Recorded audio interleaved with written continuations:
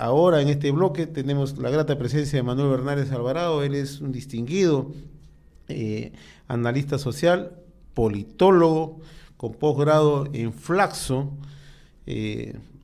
egresado del antiguo CAEN, del Centro de Altos Estudios Militares, y también por muchos años él se ha desempeñado en la UNESCO. Con él lo hemos invitado justamente para conversar sobre un tema que en definitiva alertó a la opinión pública en el país, ¿no? Esta semana se conoció a través de investigaciones periodísticas de un presunto plagio en la tesis doctoral de César Acuña en la Universidad Complutense en Madrid.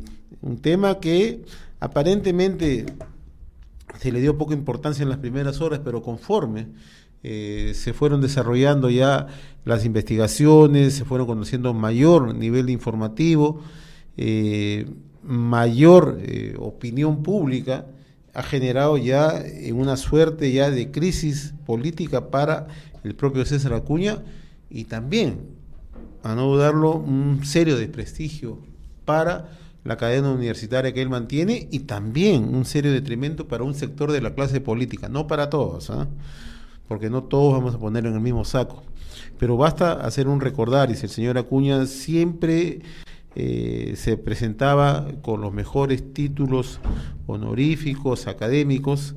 Recordamos que en la última presentación en la CADE, en diciembre, realizado en Paracas, al sur del país, en Ica, la primera presentación que hizo es justamente que él contaba con una tesis doctoral, ¿no?, que en cierta medida buscaba para marcar la diferencia con los otros candidatos que también se presentan en la contienda electoral.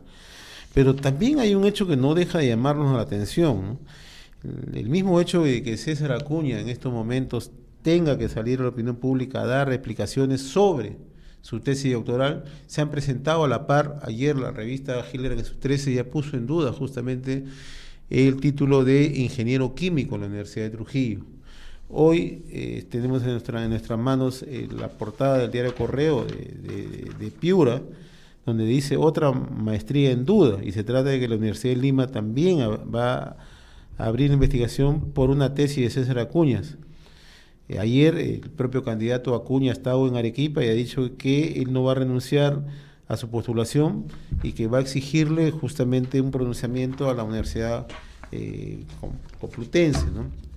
Creo que este es un tema sumamente delicado, por eso hemos invitado a Manuel Bernales Alvarado. Él conoce muy de cerca cómo es el procedimiento académico, la rigurosidad con la que se sigue en los diversos centros de estudios, tanto en el Perú como en el exterior, y también un hecho que nos ha llamado la atención poderosamente, ¿no? En los últimos años, la Universidad César Vallejo ha entregado un conjunto de honoris causas a diversas personalidades en el país.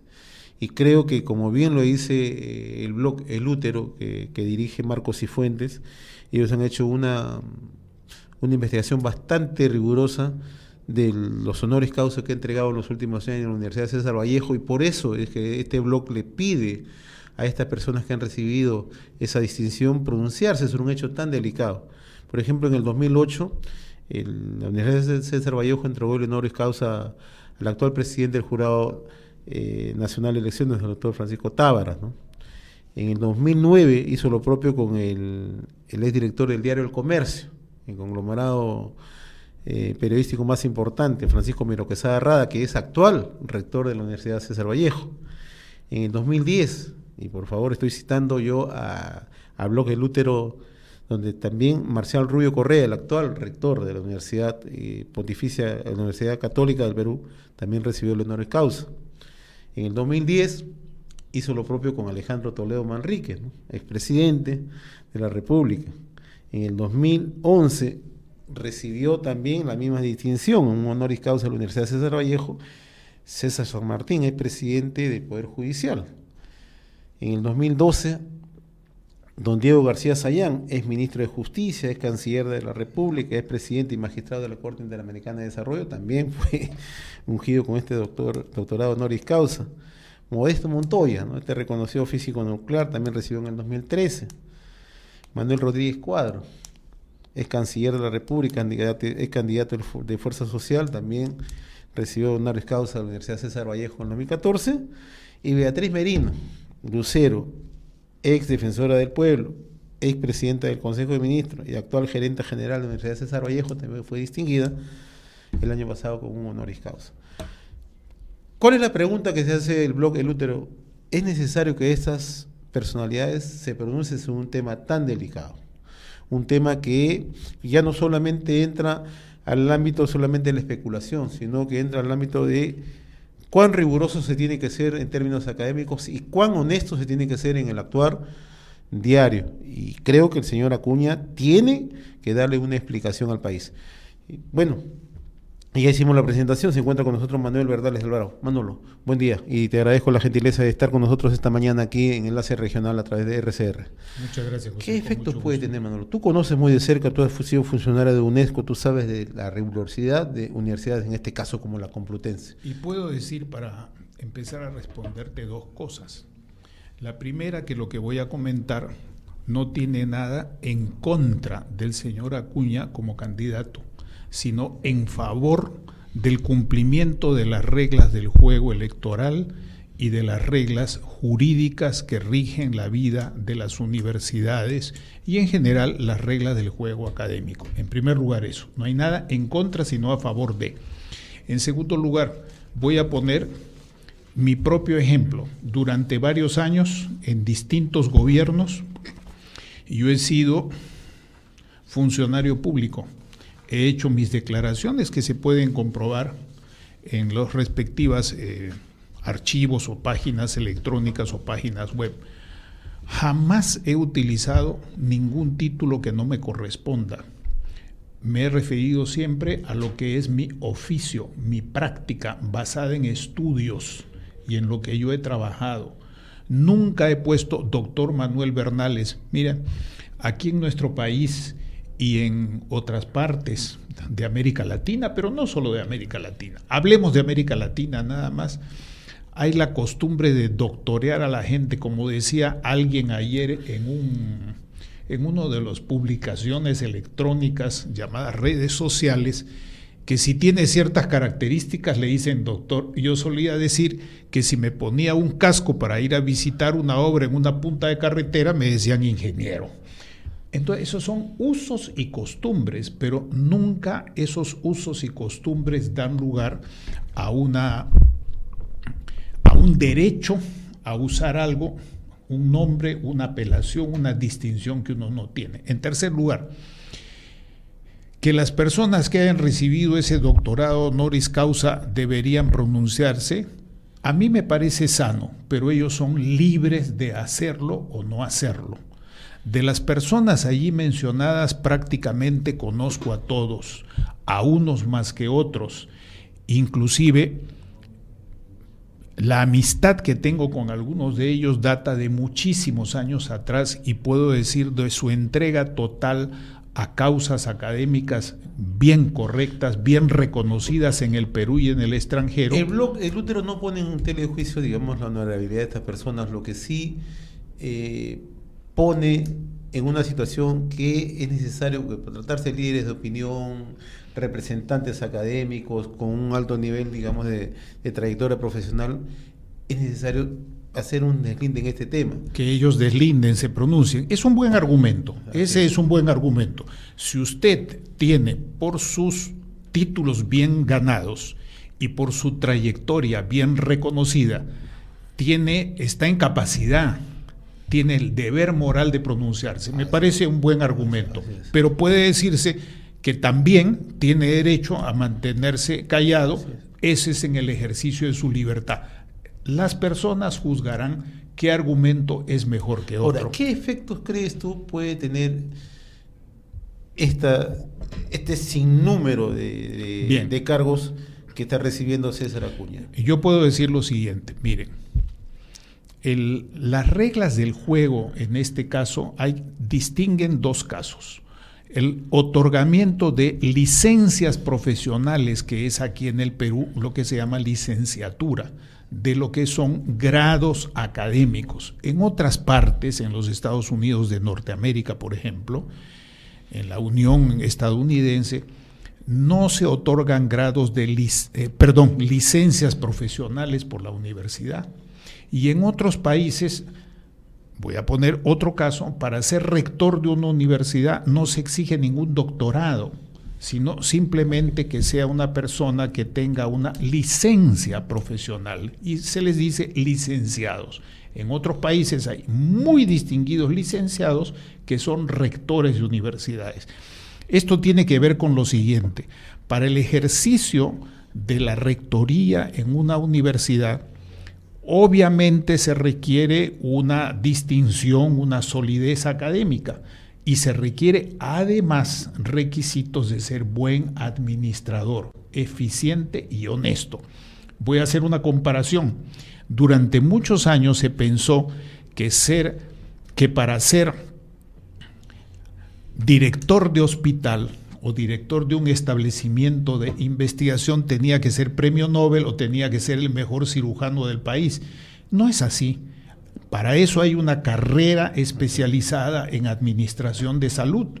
Y yo, que he investigado eso en el año 77 con los mejores médicos del país, me cupo ese honor y esa casualidad de trabajar 17 meses con ese equipo de médicos. Encontramos en una encuesta que hicimos en el Ministerio de Salud a los funcionarios entonces existentes, que dijeron que el mejor ministro de Salud no había sido ningún médico, sino que era un ingeniero agrónomo. Esa fue la opinión que nos dieron en 1977 esos distinguidos funcionarios de salud a los distinguidos médicos con quien me cupo el honor de trabajar, y también trabajaba, entre otros no médicos, Pepe Matos Mara. Vuelvo a mi tema central. Entonces, distinguir lo que son grados académicos, que son bachiller, maestría y doctorado, de lo que es una licenciatura profesional. Segundo, distinguir los requisitos que hay en algunas universidades para el bachillerato. En algunas universidades se concede hoy día un bachillerato automático. Antaño no era así.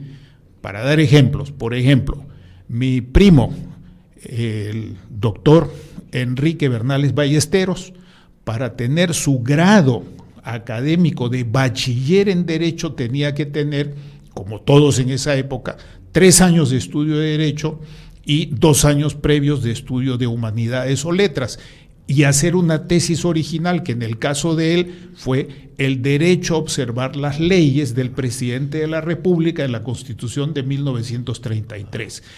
Esa tesis no lo hizo abogado. Él tuvo que terminar los estudios de Derecho para poder ser abogado, que yo no sé si lo es o no, me parece que sí, pero no lo sé. Lo concreto es que luego este profesional, este académico, fue a estudiar en Grenoble, estoy dando ejemplos bien concretos, y en Grenoble hizo un doctorado, una universidad francesa muy cerca de Suiza. Entonces, en otros campos, amigos míos que han sido decanos de ciencias sociales en la Universidad Agraria, tenían grado académico de bachiller, licenciatura por la Universidad Agraria y doctorado en la Universidad de Wisconsin, que son 3 cosas distintas. Ahora bien, voy a poner mi caso. Yo hice mi posgrado en la 4ª promoción de la Escuela de Ciencia Política y Administración Pública de la entonces Flaxo, la única Flaxo existente en Santiago de Chile. La sede era en Santiago de Chile en esos momentos. E hice una tesis que estaba dirigida por el profesor Marcos Kaplan, que en paz descanse, y por el profesor Gustavo Lagos Matus, que en paz descansen. Por un entusiasmo mío, fui a presentar ese trabajo en un seminario internacional al cual fui propuesto por estas 2 personas, porque ellos no podían ir, simplemente, no por mérito mío, sino porque ellos no podían ir, y dijeron: Manuel Bernales está trabajando este tema. Bueno, ese tema se presentó allá, y después fue recogido y publicado en la revista de la Facultad de Derecho de la Universidad de Chile en febrero de 1970, y el prólogo lo hizo José Rodríguez Elizondo, el prólogo a ese ejemplar de la revista. El internacionalista, claro. Por esa razón, nunca pude presentar eso como tesis, porque ya era un documento publicado. Entonces hay que tener en cuenta esto. Por otro lado, lo primero que a uno le enseñan cuando uno entra a la universidad, y eso me enseñó mi profesor ya fallecido, del Busto Duturburu, que era profesor Antuco del Busto, así es. Sí. Lo primero que nos enseñó es hacer las fichas, y hay dos tipos de fichas textuales y fichas ideográficas, que toman la idea, y todo el mundo sabe cómo hacer la ficha, inclusive el tamaño de la ficha, me acuerdo detalles, como que decía, la primera caja para guardar fichas puede ser una caja de zapatos limpia y envuelta. Les cuento estos detalles para que entienda bien nuestra gente de qué estamos hablando. En consecuencia, cuando uno quiere respaldar una idea propia o rechazar otra idea con argumentos distinguidos, no con cualquier cita, no apelando a cualquiera, tiene que hacer la ficha y ponerla, ya sea al pie de página o al final del capítulo o al final de todos los capítulos, como algunos libros lo hacen. Esas ya son formas. Ahora, en este caso, de acuerdo a las investigaciones recibidas, recabadas, la tesis doctoral de Acuña adolece de muchos de estos requerimientos básicos que tú acabas de mencionar. Pero mi pregunta va a ser muy puntual. ¿A dónde está la rigurosidad de instituciones académicas tan prestigiadas como la Universidad Complutense? Bueno, hoy día, en primer lugar, que nadie le ha rebuscado, ni ha hurgado, ni ha ido a un cementerio para sacar osamentas podridas del candidato Acuña. Nadie ha hecho eso. Se está trabajando sobre lo que él ha declarado y sobre su vida pública. Y sobre esto el electorado tiene derecho a conocer y a pronunciarse. Repito, nadie le ha hurgado lo que ha ocultado, sino lo que él ha declarado. Y son hechos factuales, o sea, están demostrados que ha incurrido en una serie de hechos que están reñidos contra la valoración y principios personales, ¿no? Así es, y no solamente eso, sino que eso echa una sombra de duda sobre la respetabilidad y la calidad de algunas instituciones como la Universidad Complutense, que tiene que pronunciarse con prontitud, porque eso también lleva a la pregunta muy sencilla: ¿cómo es posible que no se hayan dado los controles de calidad en esa tesis? Si es que lo que se ha sacado es verdadero, si no admite duda para la universidad tiene que admitir un error grave. Y yo quiero decir, en segundo lugar, que hay una cosa que hasta hoy no se ha analizado, y es que el propio señor Acuña declaró, y eso está grabado, no estoy inventando, que él tiene una maestría de la Universidad de los Andes cofinanciada o copatrocinada por la UNESCO, lo cual es mucho más grave todavía. La Universidad de los Andes está en Colombia. La Universidad de los Andes está en Colombia y es una muy buena universidad. Sí, prestigiada, por cierto. Sí. Prestigiada. Entonces, en este momento, lo que todo peruano tiene derecho a hacer, sin intención de matar a Acuña, es simplemente por respetar la regla del juego, es ver la idoneidad de lo que ha obtenido como licencia profesional y como grados académicos aquí y en el extranjero. Ahora, ¿la UNESCO puede patrocinar? Sí, de hecho, yo puedo decir en mi caso y en el caso de otros peruanos, antaño, cuando funcionaban con fuerza las comisiones nacionales de cooperación con la UNESCO otorgaba auspicios u otorgaba becas o medias becas. En mi caso, para poder ir a estudiar en Flaxo, yo recibí una referencia, que era obligatoria tener una referencia del rector MacGregor, una referencia de la Comisión Nacional de Cooperación con la UNESCO, que era del profesor, que en paz descanse también, César Pacheco Vélez, distinguido historiador, y la beca la obtuve del Banco Interamericano de Desarrollo, que por cierto era una beca muy humilde de $250. Bien, estamos conversando en esta oportunidad con Manuel Bernales Alvarado, politólogo, reconocido académico, y nos está dando justamente luces de cuáles son los requerimientos, cuál es la rigurosidad para obtener grados académicos, títulos, doctorados, ¿no? a la luz de este tema presentado en el caso particular de César Acuña. Entonces, pero quisiera decir algo más, si me permites. Sí, Manolo, ¿cómo no? Hay una cuestión de fondo en el Perú y en otros países también, y es que la mercantilización de la educación, el definir por ley que la educación es un negocio como producir zapatos, condones o agua, eso está llevando a un desastre en la calidad universitaria. Porque antaño lo que costaba 7 años de estudio, hoy día se saca en 5, como si uno sacara un calcetín de un cajón.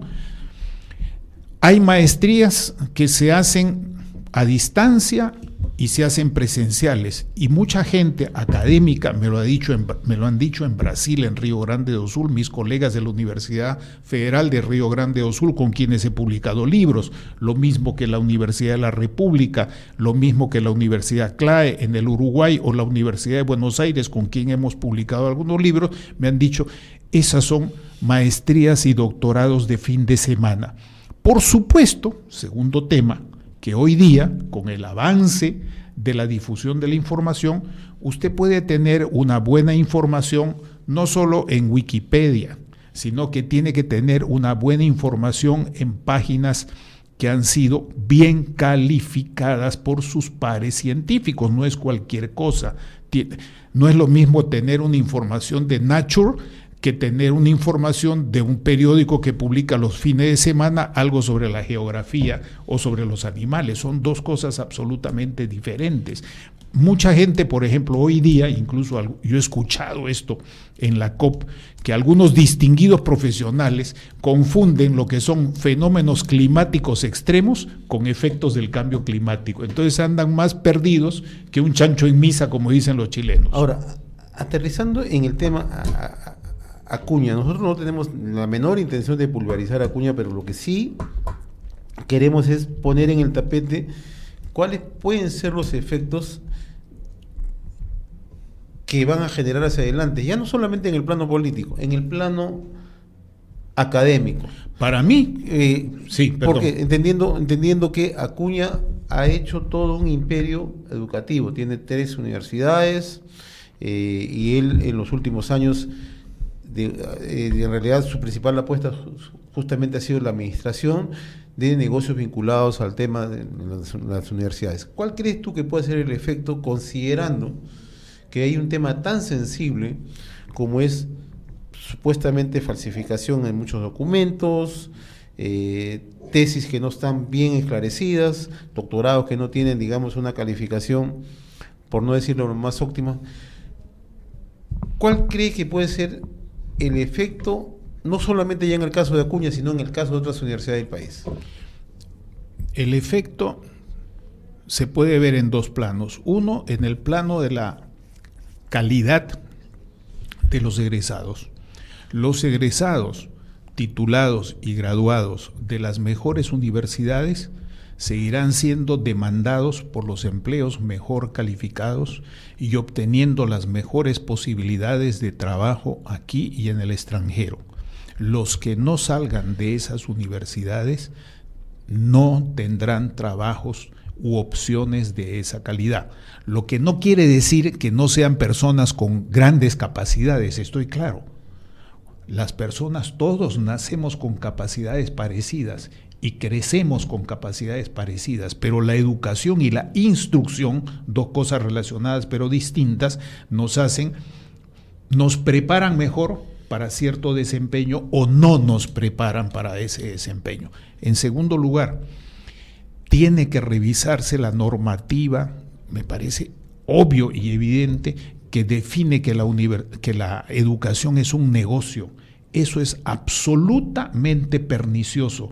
Lo que aquí en el Perú se ha implantado y se sigue desarrollando con la felicidad de todo el mundo, y ya vemos cómo han proliferado las formas educativas y no la buena calidad de los contenidos educativos, en otros países están de regreso. Y hay países que nunca admitirán, buenos países, que nunca admitirán que la educación es un negocio, porque la educación es para formar personas que tienen que ver con el desempeño en el mercado, pero que también son ciudadanos, también son padres de familia, también son seres humanos que tienen una dimensión ética fundamental. Tú al inicio de la entrevista mencionaste algo que nos ha parecido central. En el Perú, la facilidad con la que existe de colocar en los currículos o en la información que se le puede brindar a una institución pública o privada, y a veces sin el menor rigor. Te hago esta pregunta, ¿por qué? Porque Acuña ha sido alcalde de Trujillo, Acuña ha sido el presidente del gobierno regional de La Libertad, y en todos ellos ha tenido que presentar una hoja de vida profesional. Y la pregunta que uno se hace es, ¿tan fácil ha sido pasar por alto esta información? Nadie se ha tomado el trabajo de verificar, nadie ha pedido las calificaciones del caso. O sea, resulta bastante preocupante, porque no queremos pensar que así como que hoy se conoce el caso de Acuña, probablemente salte a la vista otro caso más adelante, ¿no? Yo estoy seguro que existen, absolutamente seguro que existen. No quiero mencionar universidades ni los esfuerzos que hacen personas de buenos peruanos, buenos profesionales, varones y mujeres en algunas universidades del interior, pero en mis viajes de trabajo, en mis misiones que realizo, he podido constatar el pavoroso estado de información y de educación que existen en algunas licenciaturas e incluso llamadas maestrías.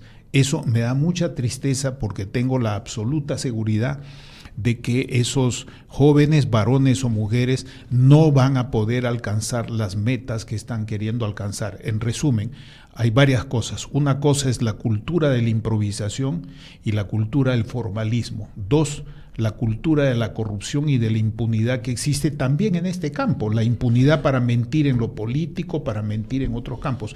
Y tercero, el esfuerzo que hay que hacer para volver a los cauces de poner a la educación en la condición y en la calidad de lo que es, y no de un negocio como cualquier otro negocio que es respetable, pero que no es la educación. Ahora, Manolo, de manera puntual, ¿políticamente afecta esta Acuña?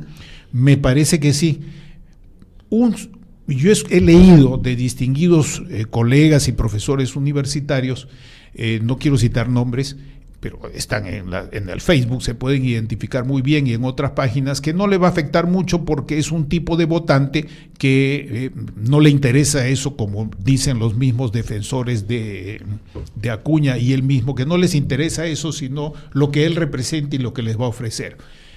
Bueno, podemos pensar que el 100% de la gente es así, no es así. Podemos pensar que un porcentaje de la gente es así, sí, porque hay evidencias de que un porcentaje de la gente, que puede ser considerable, un tercio, un quinto de esas personas que votarían por él, piensan así, pero es probable que otras personas no.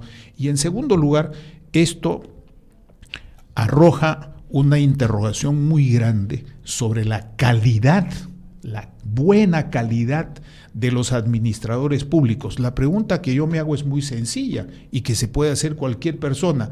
Si nos gobierna una persona que dice tener una calidad y que sistemáticamente se le llega a comprobar, sistemáticamente no tiene esa calidad, la pregunta es, entonces, ¿qué garantía tenemos de que vamos a tener buenos administradores en todo el país? La respuesta que dan algunos de ellos: miren todas aquellas personas que hemos designado como doctores honoris causa, que nos contagian con su prestigio, con su honor, con sus distinciones. Mi respuesta a eso es: dejemos que ellos hablen si quieren hablar. Bien, Manolo, voy a aprovechar una última pregunta, ya dejando de lado el tema Acuña, una pregunta final. El ex ministro de Cultura, Juan Ocio Acuña, ha dicho que el aporte en la inversión privada resulta indispensable justamente para evitar el deterioro de casi 20.000 sitios arqueológicos. Es más, él ha dicho que una de las tareas que debería tener el próximo gobierno sería retomar la iniciativa para permitir el ingreso de la inversión privada en los sitios arqueológicos. Te hago esta pregunta porque recientemente en el Cusco se generó todo un problema sobre este tema, ¿no? Y hubo un rechazo del Congreso a una medida que dio el gobierno en ese sentido. ¿Qué te parece la propuesta así de manera puntual? Yo saludo esa oportuna declaración de Juan Ocio, ¿no? De Juan Ocio, mi compañero de estudios, hemos ingresado juntos a la universidad en 1960, ¿no? Antropólogo distinguido, profesor aquí y en el extranjero, con quien tenemos en lo político algunas coincidencias importantes y probablemente alguna discrepancia. Pero ¿por qué saludo esa declaración? Primero, porque hoy día, inclusive, me baso en mi experiencia de haber trabajado 10 años como consultor en la UNESCO y otros 10 años como funcionario de carrera, para decir lo siguiente: la inversión privada no solamente es del poderoso, también el comunero de Manchay, el comunero de Maras, el comunero de Quispicanchas, de Lomas, ¿no? Así es, ellos también no son estados, son privados, y debe introducirse el principio de la asociación entre el inversionista privado, al cual él se ha referido implícitamente, con esos comuneros en todas partes donde se quieran hacer buenos proyectos de recuperación, conservación y aprovechamiento de los sitios arqueológicos del patrimonio nacional y del patrimonio mundial, para poder dinamizar dos cosas. Primero, la valoración de nuestro propio ser peruano, de nuestras raíces, de nuestro patrimonio. Y segundo, ganar dinero, obtener recursos para conservarlos bien y para mejorar esa cultura nacional y ese patrimonio nacional, enlazándolo al turismo, enlazándolo al transporte, enlazándolo a la educación, enlazándolo a las comunicaciones. Pero ese es el requisito, porque si no, se puede interpretar como que se está buscando un business más. Y yo estoy seguro que Juan no piensa así, porque lo conozco y ha sido un buen primer ministro de Cultura. Y quisiera agregar algo más. El reto que tenemos los peruanos hoy día, frente a algunas declaraciones que por algunos excesos o apreciaciones distintas sobre cultura, la gestión de cultura y la gestión en ambiente, están queriendo botar el agua de la bañera junto con la criatura. No, hay que defender y mejorar el sector ambiente y el sector cultura y sus respectivos ministerios e instituciones en todo el país. Bien, a Manuel Bernales Alvarado, politólogo, académico de nota, queremos agradecerle su presencia esta mañana y habernos graficado, en realidad, darnos toda una visión de cuáles son los procedimientos, cuáles son los requisitos y cuáles son las experiencias que se manejan en algunas instituciones académicas en el mundo, justamente a propósito de este tema tan polémico como es el supuesto plagio de César Acuña en su tesis doctoral en la Universidad Complutense de Madrid.